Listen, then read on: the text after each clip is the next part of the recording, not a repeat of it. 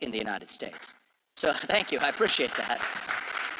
As I've often said, half jokingly, although it's only half jokingly, yes, we support the deportation of millions of illegal immigrants from this country, but the mass deportation that'll really save this country is the mass deportation of millions of unelected federal bureaucrats out of the DC bureaucracy and into the private sector, by the way. I'm told we have some open jobs.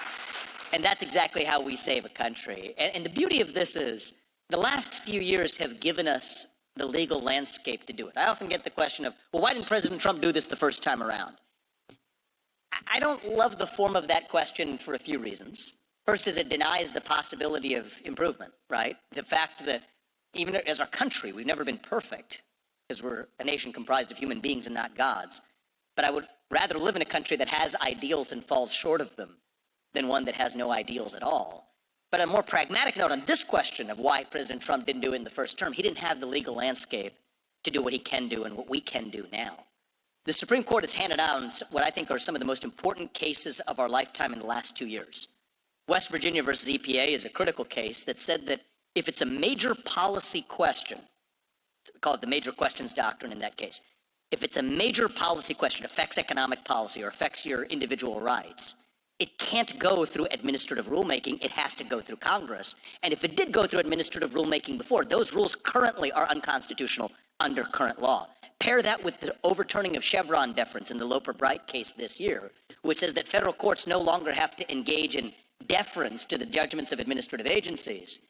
And we have the basis of a 1-2 punch for an administrative reform in the United States of America of a kind that has not been possible since the advent of the administrative state over 100 years ago under Woodrow Wilson's watch, which expanded under FDR, metastasized like a cancer under LBJ, and frankly, some Republican presidents along the way, Nixon included, have some culpability in continuing to expand. It is a century-long sin in the United States of America that we now have a historic and generational opportunity to correct. And the beauty of this victory of Tuesday night is that it was a diverse coalition of independent thinkers, outsiders. My friend Elon Musk was an important part of it through the very end of this process, which is a beautiful thing to watch. And I know he's chomping at the bit to be able to play his important role in this level of bureaucratic reform. Frankly, so am I. And so is President Trump. J.D. Vance, my friend and our fellow Ohioan, he's going to do a great job as a vice president, is also largely an outsider to politics, but for the couple of years he spent in the U.S. Senate. And I do think it's going to take a band of rebels, if I may use a 1776 analogy, to come together and take on this federal leviathan. This isn't going to be easy work. I actually think compared to the two issues I just laid out, taking on the illegal immigration, which is going to be hard enough, but we have a clear path to resolving that by enforcing the rules as they already exist. This is going to be the tougher challenge, but it is also going to be the achievement that has a more lasting effect on the revival of the United States of America over the next century. To make sure the people we elect to run the government are the ones who actually run the government, not unelected bureaucrats in the deep state. Make our founding fathers proud. And that leads to an economic stimulus that gets us to the doorstep of that American golden age. That's what allows us to allow American drillers to drill, American oil companies to drill, baby, drill, frack, baby, frack, burn coal, by the way, without apology. The United States of America is the cleanest place on the planet to actually utilize coal, which along with natural gas is the basis for our baseload power generation, without which there isn't the electricity or the power needed to power, forget a green economy, even the AI revolution that's ahead. Nuclear energy, I think, is an important part of this as well, but increasing the supply of energy, frankly, increasing the supply of everything is how we fight inflation, bring costs down, incentivize risk-taking, allow entrepreneurs to unleash their potential, roll back that regulatory state. This is going to happen automatically. So what I think about, you could talk about a lot of different priorities for the next few years, but fixing the mass illegal immigration crisis and restoring a sane legal immigration system, which we don't have today, one that best advances the interests of the United States of America, and to combine that with mass bureaucratic reform of the administrative state and the regulatory state to put it back in its place in a way that would make George Washington and Thomas Jefferson and John Jay proud. That is how we save the country. And the beautiful part about this is I don't think it takes a long time to get that done, actually. Most of what needs to get done can get done not in a matter of years, but in a matter of months. And we're not far away from it. January 20th, 2025 is not far away. And That's what I would encourage, especially the Republicans in the room who are, like me, probably in a little bit of a celebratory mood right now. Let's all remember that Tuesday night was not the destination. That was the start line. The destination is getting to a place where we actually have a country with 3 branches of government rather than 4. We actually have a country that allows the best and brightest who love the United States of America to get into this country and serve this country and grow and live the American dream that we all wish for our kids. The country where we will look our kids in the eye and mean it when we tell them you get ahead in the United States of America with your own hard work and commitment and dedication without anybody telling you that you have to shut up, sit down, and do as you're told and censor yourself along the way. That's the America we know. That is the American dream that I think we are within striking distance of reviving. And if we do, I think we fill that vacuum that I think continues to fester at our nation's heart, that vacuum of purpose and identity and meaning. That's what drew me into the presidential race last year. And I think that after we've solved a couple of these policy solutions one by one, I think we go back to filling that void of our national character that we're missing. Young people in particular, I'm a millennial. I'm 39 now, I was 37 when I ran for US president. I was the youngest person ever to run for US president as a Republican. And I can tell you what's going on with our generation, and especially with Gen Z, which you saw come out in droves at a scale that nobody predicted in this election, in this particular case coming out for Republicans across the country. Here's what's going on is we are hungry for a cause, actually. We're all hungry for purpose and meaning and identity. At a time in our national history when the things that used to fill that void, faith in God, patriotism, hard work, family, these things have disappeared. And when you have a vacuum that runs that deep, that's when the poison fills the void. And it almost doesn't matter what the poison actually is sometimes. We've made the mistake. I include myself in this. We've made the mistake at times of obsessing over the individual poison too much. Wokeism, transgenderism, climatism, COVIDism, depression, anxiety, fentanyl, suicide. These are symptoms of a deeper void of purpose and meaning in our country. And we're not just going to solve this by criticizing the failures of the other side. We have to offer an alternative vision of who we are and what we actually stand for. The individual, family, nation, and God beats race, gender, sexuality, and climate if we have the courage to actually stand for something. And so I think in this moment, on the back of victory, having reached not the destination but the start line, we're done running from something. We're running back to something, back to our vision of what it means to be an American in the year 2024. We're running back to the ideals of 1776. We're running back to a country that prioritizes merit, where the best person gets the job regardless of their skin color. A country where you get ahead not on the color of your skin, but on the content of your character and your contributions. A country that once again reinstates and respects the rule of law in the United States of America. You enter with the consent of our country, and the best and brightest are the ones who get in, not the ones who break the law. A country where the people we elect to run the government are the ones who actually run the government, not unelected bureaucrats. A country where we can all have elections that we trust and believe in with conviction. A country where you get to speak your mind in the open as long as I get to in return. And hopefully even a country where we can disagree like hell as Americans and still get together at the dinner table at the end of it. That is the America I know. That is the America that we miss. And if you give them a chance, even if you're on the left, I'm confident that that is the America that Donald Trump and our fellow Ohioan and good friend J.D. Vance, I think, are going to work hard to revive from the top and setting an example from this country, for this country, in a way that I believe will go far beyond that first term. I think it was a successful first term, but I think the second term will go far beyond. And that brings me to our own state right here in Ohio. I think Donald Trump is going to make America great again. And I think after that, we're going to continue to make America greater. I think with his presidency, we also have a historic opportunity to make Ohio greater, to make this state the best version of ourselves, the best version of who we can be as a state. I'm proud of this state. I was born and raised here. I grew up in Cincinnati. We lived in New York. It's where my first company was founded. But before having kids, we decided we wanted to raise them here in Ohio, not in New York City. My wife also grew up in the state up north of us, but she works at Ohio State now, so don't hold that against her. She's a true Buckeye fan now. But the reason we came back is that you go a 50-mile radius, you draw that around right where we are right now, you can travel that circle. That is a cross-section of the country. You don't have to travel the whole country. You could travel a 50-mile radius of where we are right now, and it's like you've traveled the United States of America. We were the first state and the only state that Thomas Jefferson, my favorite president, admitted to the Union in 1803. We were a frontier state before there was a frontier, actually. That's actually the tradition of this state. When we talk about American exceptionalism, the story of the unafraid, the explorers, the pioneers, that's actually the story of Ohio.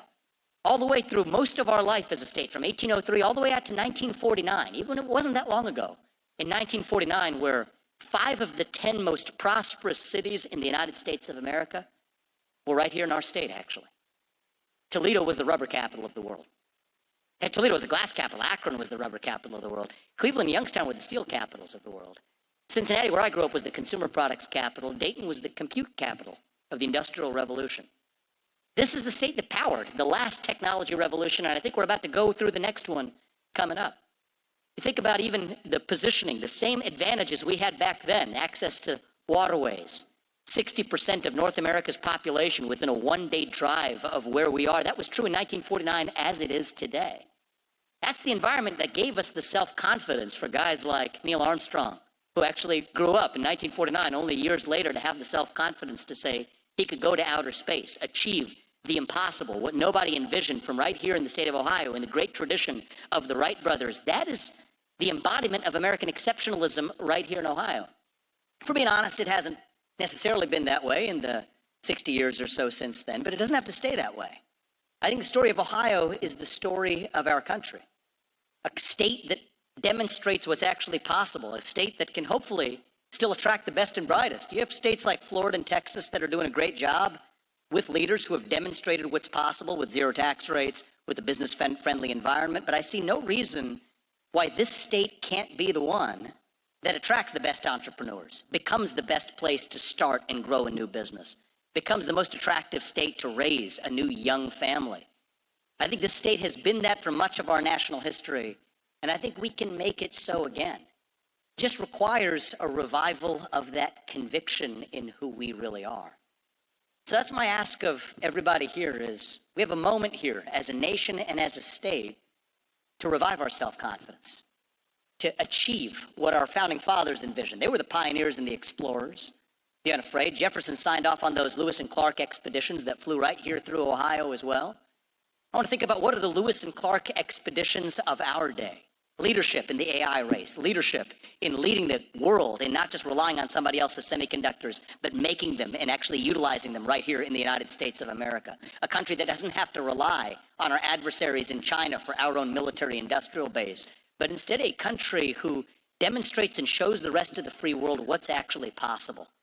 When the shining city on a hill no longer shines, what hope does the rest of the world have? That's what we have to ask ourselves. So we're doing this not just for the United States. I've had world leaders in the last 24 hours reaching out. They are rooting for our success too, because this is not just important for the United States of America. It's important that we set an example for the rest of the world as well, and I think we will.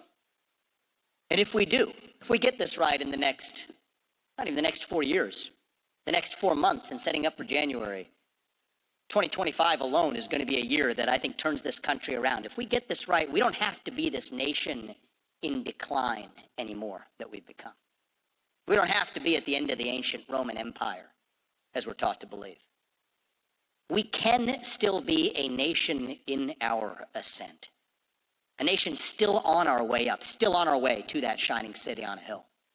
That country where we will look our kids in the eye and mean it when we tell them that you can achieve the maximum of your God-given potential without anybody standing in your way. And you know what? You're free to speak your mind at every step of that way. That is the America we know. That is the America we can work together to restore. And with your help and the help of patriots, whether you're on the left or the right, across this country, that is the self-confidence that I hope we revive in the few months ahead of us as we await the new administration. So thank you for the warm welcome. We have a little extra time for Q&A, which I'll love to take. And we'll close out with a few questions before we wrap this up. Just raise your hand, I'll repeat the question so folks are able to hear it. Sir. Oh. What's next for Vivek? Well, I'll tell you, we're obviously having serious conversations with President Trump about the next steps. We're going to sort that out of due respect behind closed doors before we have something to say publicly. But Steve, I promise you, when we have something to say, you'll be the first to know. And the things I'm passionate about are the topics that I spoke to you right here about, and I think that applies at the federal level every bit as much as it does at the state level too. So thank you, my man, for everything you're doing for creating a business-friendly environment in this state. I think that's how we're going to bring America back. I think it's how we're going to bring Ohio back. Give this man a round of applause as well for his leadership over the last couple of years. Steve, thank you very much. Take one last question, and then we'll wrap it up. Sir, in the back.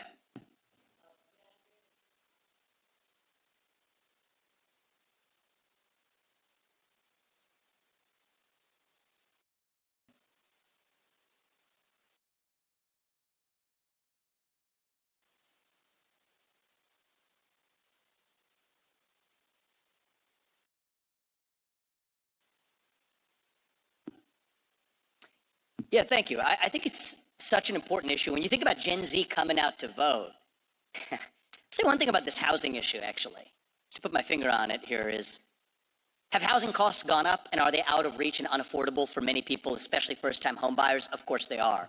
And even to get to a statistic here, this is actually shocking. When I learned it, even I had to double take and I wanted to check this. Under Biden, over the last 4 years, you had 4 million fewer Americans who were living in a home that they actually owned compared to actually just earlier in the century, including under Donald Trump, which was a bit of a head spinner for me. And I think for Black Americans and others as well, it goes across racial groups. It's something that actually denies the American dream. So here's the hard reality on this. We have to increase the supply of everything.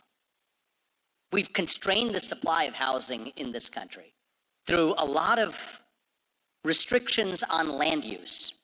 A lot of that's not just at the federal level, it exists at the local level too. It's the laws of supply and demand, right? When you have an increase in supply, you bring down cost. That's how you bring it down. But the thing that really irks a lot of people on this one is not just that housing costs are out of reach. It's that I can't afford my house and nobody else in charge seems to actually give a damn about it. And I think that's really what irks a lot of people versus just saying, okay, are there pragmatic solutions for increasing the supply of housing, especially smaller single-family homes? Yes, there's a lot of constraints, and we can increase that supply. Bringing energy costs down plays an important role in that. Increasing energy production in the United States brings down the costs also of owning a home, the costs of electricity that are downstream as well. But I think as long as we even take that first step of showing, especially the next generation of Americans who feel like home ownership is out of reach, the fact that their policymakers care, that's almost half the issue right there. Because the sense that people don't care, I think, is what puts a lot of the next generation off. And then the policy solutions are actually far less complicated than we make them out to be. In general, whether you're talking about energy or housing or even labor, in a certain sense, increase the supply of everything. That's how you bring costs down. That's how you spur economic growth. Housing isn't an exception to that policy. And I think that if we're willing to embrace, I'll close on this, for both parties, in our own respective ways, have shied away from economic growth actually as a worthy message. Right? In some ways, you're supposed to flog yourself and apologize. More on the Democratic side, flog yourself and apologize for capitalism. And I'm seeing that trend even in certain corners of the American right, apologizing for capitalism, apologizing for excellence, apologizing for economic growth. I actually think that's the wrong way to go. I think economic growth is at the heart of American exceptionalism. And so if we want to restore this country in true American excellence, we got to get over this culture of victimhood, frankly, in either political party. Right? Our culture of excellence, I'll close on this point because I think it's an important one. There's something that's happened in our country where our inner animal spirit, it has been domesticated, it has been tamed by this new culture that celebrates victimhood and penalizes excellence. And that culture of excellence, it has leapt oceans to lift up places like China, while their culture of Maoist victimhood has come all the way back here to hold us down. And personally, I think when we rallied behind the cry to make America great again, we didn't just hunger for one individual. We hungered for the unapologetic pursuit of excellence. That's what it means to be American. That's what it means to pursue exceptionalism. And whether it's on the right or the left, I don't want to apologize for economic growth as an objective. I think economic growth is actually what's going to bring us together. Success is unifying. Excellence is unifying. Economic growth is unifying. We know how to do it.